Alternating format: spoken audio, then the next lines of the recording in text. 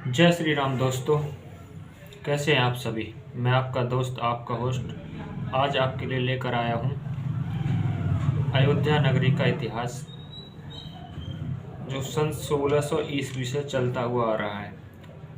किस तरह से हमारे राजा महाराजाओं ने उसको संभाल कर रखा था और उसके बाद में आक्रमणकारियों ने उसको ध्वस्त कर दिया था, राम मंदिर को। और उसके बाद में फिर वहाँ पर एक बाबरी मस्जिद का निर्माण उन्होंने कर दिया था। तो उसी के लिए आज हम लेकर आए हैं श्री राम मंदिर का इतिहास। वैसे तो 22 जनवरी को भगवान श्री राम के मंदिर की प्राण प्रतिष्ठा है, तो यह शुभ दिन हमें देखने का मौका मिल रहा है। इस लड़ाई में पता नहीं कितने लोगों ने अपनी जान गंवाई है, क्यों कितने लोग इस चीज़ को नहीं देख पाए। हम भाग्यशाली हैं जो इस चीज़ को देखेंगे। तो आइए करते हैं वीडियो को स्टार्ट। Let's play.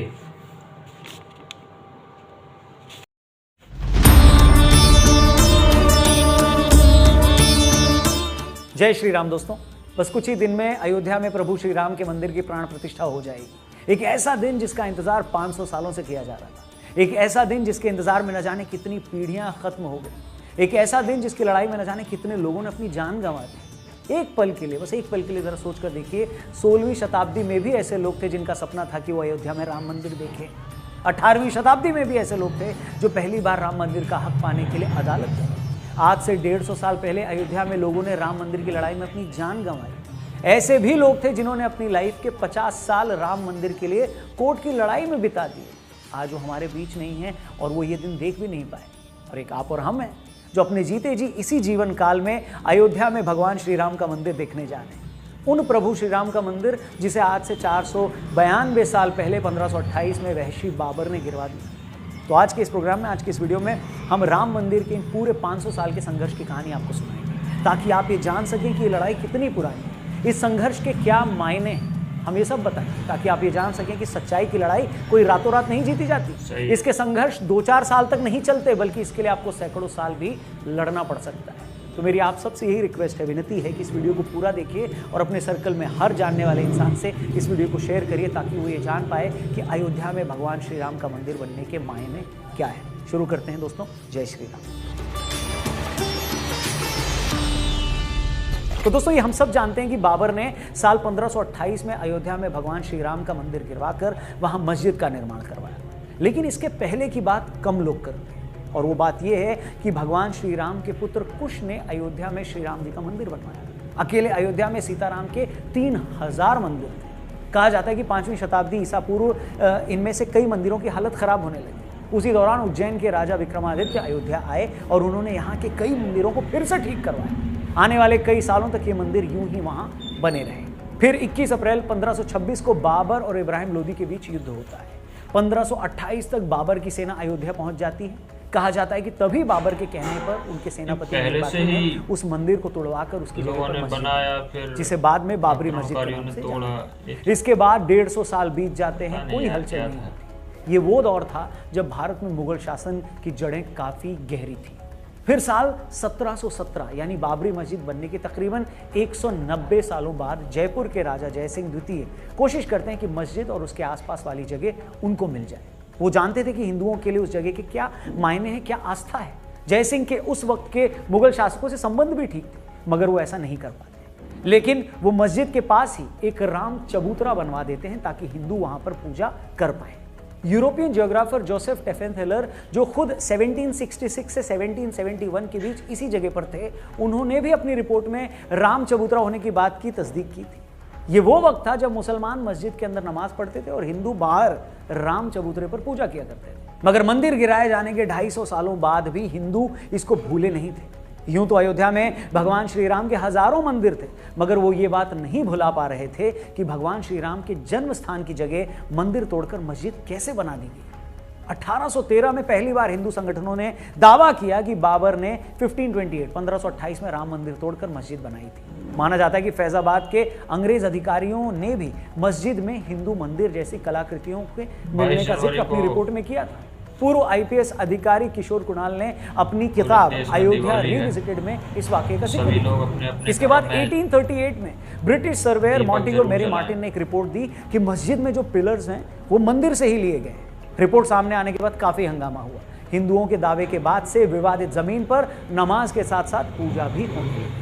1853 में अवध के नवाब वाजिद अली शाह के समय पहली बार अयोध्या में सांप्रदायिक हिंसा हुई। इसके बाद भी 1855 तक हिंदू और मुसलमान एक ही जगह पूजा और नमाज अदा करते थे। 1855 के बाद मुस्लिमों को मस्जिद में प्रवेश की इजाज़त मिली, लेकिन हिंदू अंदर नहीं जा सकते। ऐसे में हिंदुओं ने मस्जिद के मुख्य गुंबद से 150 फीट दूर बनाए राम चबूतरे पर पूजा करनी शुरू कर दी। इसके बाद 1885 में, यानी आज से तकरीबन 138 साल पहले ये मामला अदालत पहुंचा।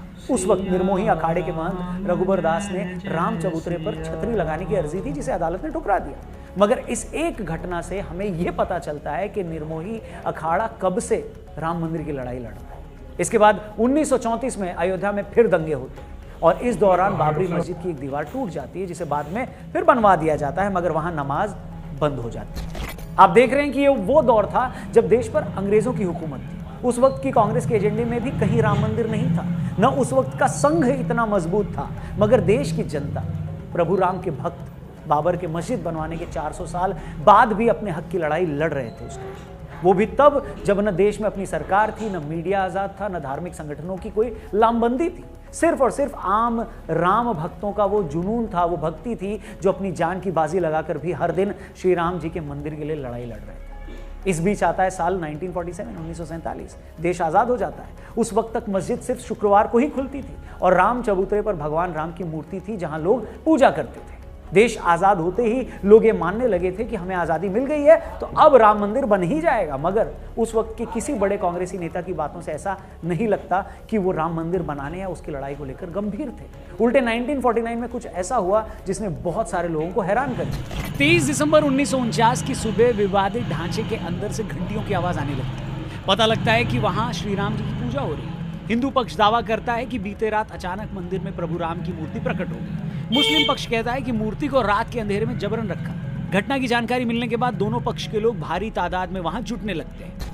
मामला इतना बढ़ जाता है कि बात उस वक्त के प्रधानमंत्री जवाहरलाल नेहरू के पास चली जाती है। वो डिस्ट्रिक्ट मजिस्ट्रेट के नायर को आदेश देते हैं कि मूर्ति को वहां से हटाकर पहले जैसी स्थिति बहाल की जाए, जिस पर के नायर हाथ खड़े कर देते हैं। उनका कहना था कि यहाँ इतनी भीड़ है कि अगर मूर्ति हटाई गई तो स्थिति बेकाबू हो जाएगी। वैसे भी एक बार वहां मूर्ति रख दी गई है तो कोई पुजारी मूर्ति को हटाने के लिए तैयार नहीं। कहते हैं उसके बाद 27 दिसंबर को के नायर के पास दूसरी चिट्ठी आती है और उनसे फिर से वैसा ही करने के लिए कहा जाता है, जिसके जवाब में के नायर इस्तीफा दे देते हैं। मगर अपने इस्तीफे के साथ ही वो सरकार को ये सलाह देते हैं कि मूर्ति को हटाने की बजाय वहां जालीनुमा गेट लगा दिया जाए। कहते हैं नेहरू जी को ये बात पसंद आती है, वो ऐसा करने के लिए उन लोगों से कहते हैं और के नायर का इस्तीफा मंजूर नहीं करते। इसके बाद 1950 में हिंदू महासभा के वकील गोपाल विशारद ने फैजाबाद जिला अदालत में अर्जी दाखिल कर रामलला की मूर्ति की पूजा का अधिकार देने की मांग की। इसके बाद अगले 35 सालों तक हिंदू पक्ष और सुन्नी वक्फ बोर्ड अपने अपने तरीके से उस जगह को अपने हवाले करने का दावा अदालत में करते हैं, मगर कुछ होता नहीं। फिर 1980 में बीजेपी के सामने आने के बाद राम मंदिर आंदोलन को लेकर चीजें बदलने लगती हैं। ये वो वक्त था जब संघ, विश्व हिंदू परिषद और बीजेपी सभी अपने अपने तरीके से राम मंदिर आंदोलन को तेज करने में लग जाते हैं। 1984 में दिल्ली के विज्ञान भवन में एक कार्यक्रम करके ये लोग राम मंदिर के लिए सीतामढ़ी से अयोध्या तक रथ यात्रा निकालने का भी कार्यक्रम बनाते हैं, मगर 1984 में इंदिरा गांधी जी की हत्या के बाद ये कार्यक्रम टाल देते हैं। फिर आता है साल 1986। तब कुछ ऐसा होता है जिसके बाद राम मंदिर आंदोलन की पूरी दिशा ही बदल जाती है। आपको याद होगा शाबानो केस में जब सुप्रीम कोर्ट शाबानो के पति को उसे गुजारा भत्ता देने के लिए कहती है तो बहुत सारे मुस्लिम भड़क जाते हैं और उसे अपने मजहब के खिलाफ इस फैसले को मानते हैं। उस वक्त के प्रधानमंत्री राजीव गांधी मुसलमानों को खुश करने के लिए संसद में कानून लाकर सुप्रीम कोर्ट के उस फैसले को पलट देते हैं।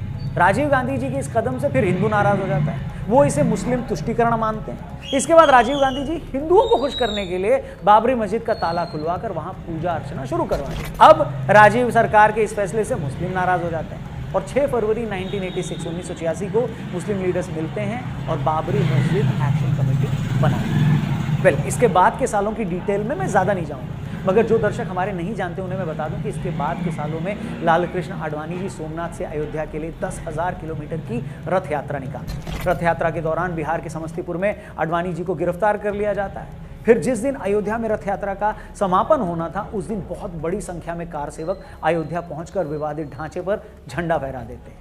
भीड़ को काबू करने की कोशिश में उस वक्त की मुलायम सरकार कार सेवकों पर गोलियां चलवा देती है, जिसमें कई कार सेवक शहीद हो जाते हैं। इसके बाद आता है वो दिन जिसे बहुत सारे लोग शौर्य दिवस और बहुत से लोग काला दिवस के तौर पर मनाते हैं। तारीख थी 6 दिसंबर 1992। 2 लाख कार सेवक अयोध्या पहुंच जाते हैं। उस वक्त कल्याण सिंह यूपी के मुख्यमंत्री थे और पीवी नरसिम्हा राव देश के प्रधानमंत्री।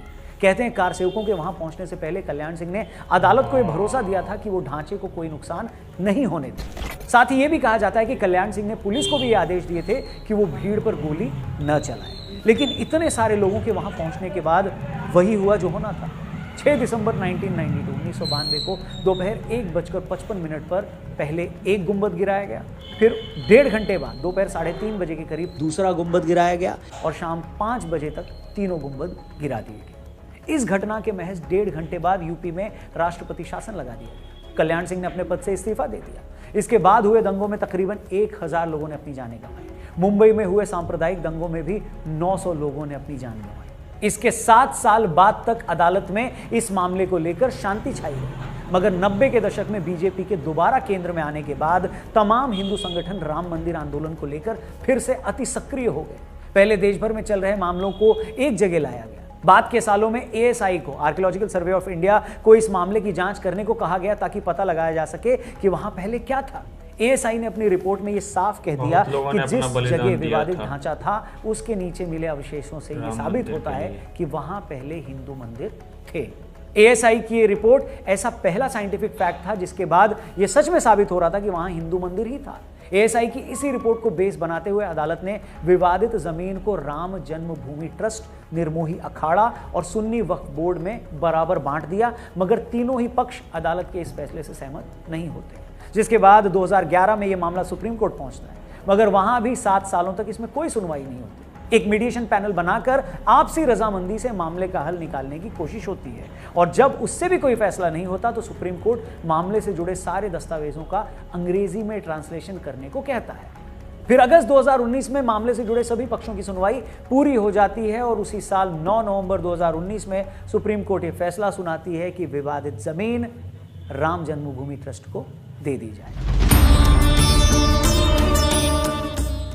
फिर उसके बाद 5 फरवरी 2020 का गठन होता है और मंदिर निर्माण शुरू होता है। और मेरे चैनल को भी सब्सक्राइब करें, वीडियो को लाइक करें। दोस्तों 1528 में राम मंदिर गिराने के 492 सालों बाद उसी अयोध्या में प्रभु श्री राम की जन्मभूमि पर फिर से उनके मंदिर का निर्माण होने वाला है। मैं जानता हूँ ये सारी कहानी बहुत से लोगों के लिए लंबी हो गई होगी, हो सकता है बीच में बहुतों को लगा होगा कि वीडियो बंद कर दें, लेकिन यकीन मानिए दोस्तों इस वीडियो को बनाने का सिर्फ और सिर्फ एक मकसद था कि हम सभी लोग राम मंदिर के संघर्ष की पूरी कहानी जान पाएं। हम ये जान पाएं कि सच्चाई की लड़ाई में संघर्ष सिर्फ साल 2 साल नहीं या एक आधी पीढ़ी का ही नहीं बल्कि सैकड़ों सालों का होता है। वरना कितने लोगों को पता होगा कि जिन प्रभु राम के मंदिर को लेकर आज हम गदगद हैं, उन्हीं प्रभु श्री राम के मंदिर को लेकर आज से 250 साल पहले राजा जय सिंह भी परेशान थे। जिस राम मंदिर के लिए हम बेचैन हैं, प्रभु श्री राम के उसी मंदिर के लिए आज से 250 साल पहले अयोध्या में हुए दंगों में लोगों ने अपनी जान गंवाई।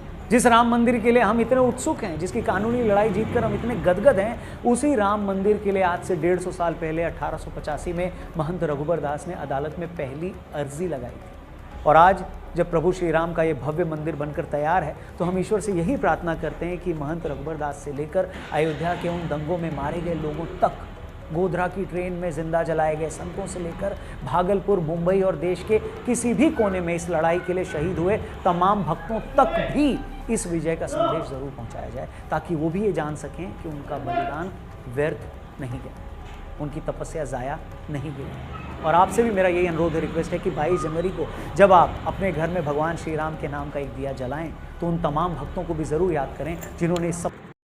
तो आशा करता हूँ आपको वीडियो अच्छा लगा होगा। मेरे चैनल को लाइक करें, सब्सक्राइब करें और प्रभु राम के धुन में रम जाएं।